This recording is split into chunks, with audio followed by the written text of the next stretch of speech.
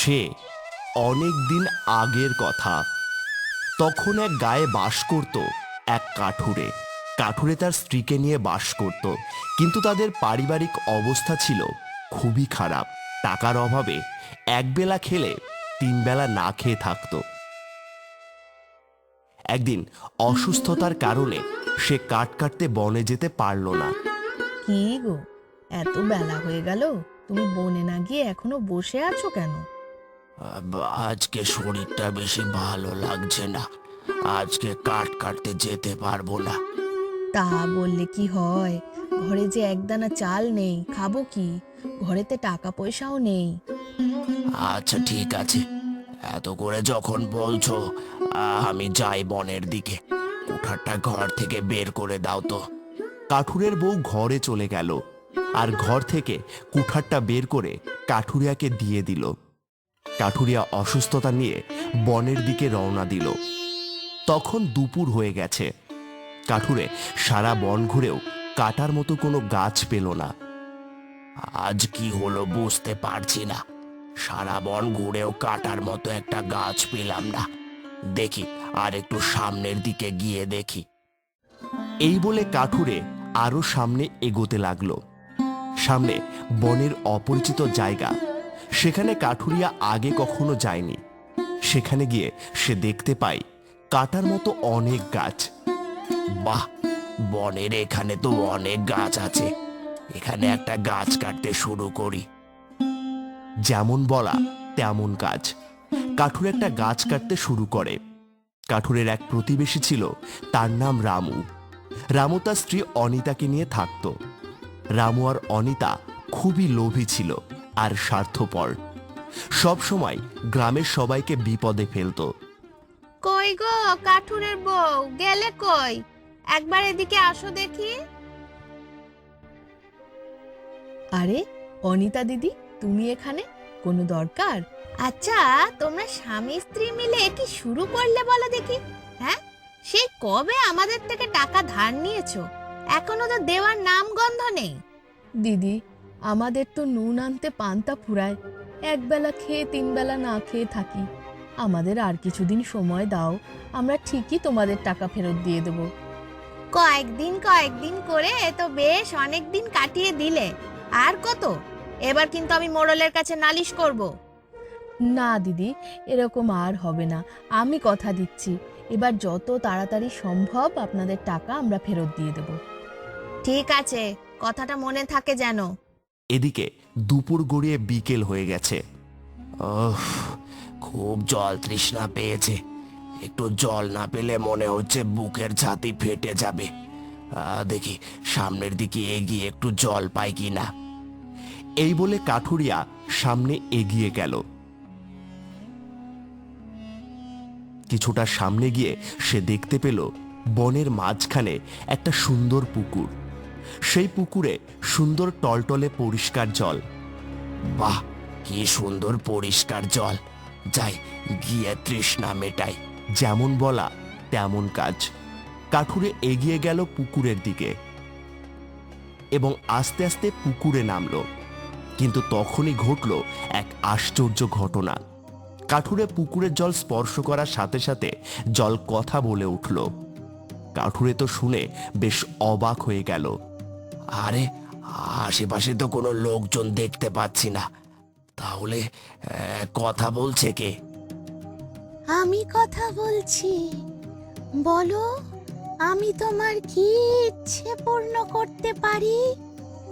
আমি তো নিজের চোখে বিশ্বাস করতে পারছি না, সত্যিই পুকুরের জল কথা বলছে। হ্যাঁ, সত্যি। আর আমার আশ্চর্য এক ক্ষমতা আছে। এই ক্ষমতা দিয়ে আমি যে কারোর ইচ্ছে পূর্ণ করে দিতে পারি। বলো, তুমি কি চাও? আমরা বড্ড গরিব, একবেলা খেলে তিন বেলা না খেয়ে থাকতে হয়, তাই আমাদের কিছু টাকার দরকার। আমার আর কিছু চাই না, যাতে তিন বেলা খেতে পাই তাই চাই। কাঠুরে কথাটা বলা শেষ করা মাত্র জল থেকে উঠে এলো অনেক টাকা পয়সা আর মোহর। কাঠুরে এত টাকা পয়সার মোহর দেখে অবাক হয়ে গেল। এত টাকা পয়সা তুমি আমায় দিয়ে দিলে, এ তো আশ্চর্য ঘটনা। আমি মাত্র 3টে ইচ্ছা পূর্ণ করতে পারবো। এই একটা, আর বাকি আছে 2টো। সেই 2টো তুমি যা কিছু চাইতে পারো। ঠিক আছে জাদুর পুকুর, তোমাকে অনেক ধন্যবাদ। তবে হ্যাঁ, আমি মাত্র 2টো ইচ্ছে পূর্ণ করতে পারবো। এরপর যদি কেউ আমার এই পুকুরে নামে, তবে তার ভয়ানক সর্বনাশ হবে। ঠিক আছে জাদুর পুকুর, আমি তোমার কথাগুলো মনে রাখবো। এই বলে কাঠুরে বাড়ির দিকে চলে গেল। বাড়িতে তখন তার স্ত্রী মন খারাপ করে বসেছিল। কি গো, তোমার হাতে এটা কিসের থলে? কি আছে এর ভেতরে? আছে গো আছে, একটু তাকিয়ে দেখো। ঘরে গিয়ে মাটিতে থলে সহ সব মোহরার টাকা পয়সা ঢেলে দিল কাঠুরে। আর তাই দেখে কাঠুরের বউয়ের বেজায় খুশি। ও বাবা গো, এত মোহরার টাকা পয়সা তুমি কোথায় পেলে? পেয়েছি গো পেয়েছি, একটা জাদুর পুকুর আমাকে উপহার দিয়েছে। ও বাবা গো, আমরা তো ধনী হয়ে গেলাম গো। সবই বিধাতার দান, আমাদের ওপর তিনি মুখ তুলে চেয়েছেন বলেই তো পেয়েছি। তবে সাবধান, কাউকে বলো না যেন। না না, আমি কাউকে বলবো না, কাউকে না। শোনো, আমরা আরো 2বার ইচ্ছে মতো যা খুশি তাই আনতে পারবো।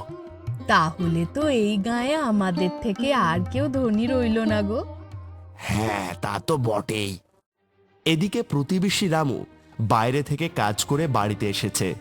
তুমি আর ওই কাঠুরেকে টাকা দেবে না? ওর বউয়ের কত বড় সাহস, বলে কিনা আরো কয়েকটা দিন সময় দাও।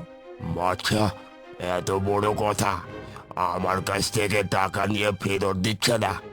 আমি আজই মোড়লের কাছে নালিশ দেব।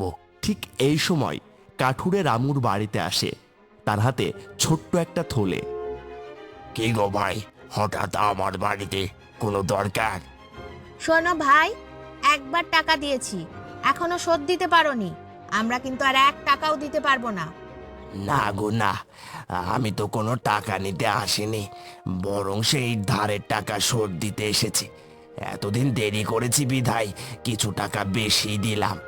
কাঠুরে এই বলে টাকার থলিটা রামুর হাতে দিয়ে চলে যায়। আর রামু ও তার স্ত্রী হতবুদ্ধির মতো তাকিয়ে থাকে। অনিতা অবাক হয়ে বলে, আমি যখন টাকা চাইলাম তখন তো টাকা দিতেই পারলো না, উল্টে সময় চাইলো। আরে এখন টাকা দিয়ে গেল, সাথে কিছু বেশিও। এ কিভাবে সম্ভব? আমিও তো তাই ভাবছি, যারা 1 বেলা খেলে 3 বেলা না খেয়ে থাকে, তারা এত টাকা হঠাৎ কোথা থেকে পেল? একটু নজরে রাখতে হবে, বুঝলে? হ্যাঁ, বিষয়টা না দেখলেই নয়। পরদিন সকালে কাঠুরে আবার প্রতিদিনের মতো কুঠার নিয়ে বনে রওনা হয়। আর তাকে অনুসরণ করে পিছু নেয় রামু। এক সময় দেখতে পায় সে ওই পুকুরে নেমেছে। আজ আর আমার একবার ইচ্ছে মতো জিনিস চাইবো। আসো হে জাদুর পুকুর, আমার দ্বিতীয় ইচ্ছে পূর্ণ করে দাও। বলতে বলতে দেখা গেল পুকুরের জল থেকে উঠে আসছে অনেক অনেক পোশাক আশাক। এসব কিছু আড়াল থেকে দেখে ফেলে রামু। এ কি রামু দাদা, তুমি এখানে? হ্যাঁ আমি। কি ভেবেছিলে লুকিয়ে লুকিয়ে জাদুর পুকুর থেকে জিনিস নেবে? আমি সবাইকে বলে দেব। না ভাই, এমন করো না, এ কথা কাউকে বলো না। আমি যা যা পেয়েছি তার অর্ধেক তোমাকে দিয়ে দেব। আমি অর্ধেক নিয়ে কি করব? আমার পুরোটা চাই, বুঝলে? আমার পুরোটা চাই। তা তো হবে না দাদা, এই পুকুর থেকে মাত্র 3বার জিনিস নেওয়া যাবে, তার থেকে বেশি হলে সর্বনাশ হয়ে যাবে। আমাকে কি বোকা ভেবেছো? আমি নিশ্চয়ই আসবো, আর যা খুশি তাই নিয়ে যাব। এত দেরি হলো যে? আজও তো এই জাদুর পুকুর থেকে ইচ্ছে পূরণ করলাম। দেখো কত পোশাক নিয়ে এসেছি। আরে তাই তো, এমন করতে থাকলে তো আমরা রাজা হয়েও যেতে পারি। আরে না গো না, তার হবে না। 3বারের বেশি ইচ্ছে পূরণ হবে না, তাহলে যে বিশাল ক্ষতি হয়ে যাবে। যাক বাবা, আমাদের 3বারেই হবে, বেশি লোভ করে কাজ নেই। পরদিন সকালে কাঠুরে আবার রওনা দিল। এবার পিছু নিল রামু আর অনিতা।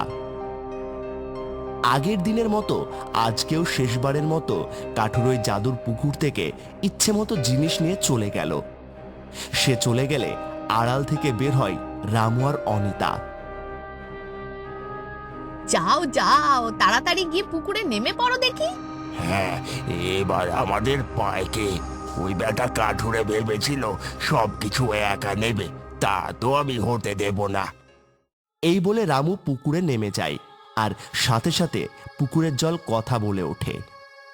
আমাকে অনেক টাকা দাও, যাতে আমি একেবারে রাজা হয়ে যেতে পারি। তা তো আর হবে না।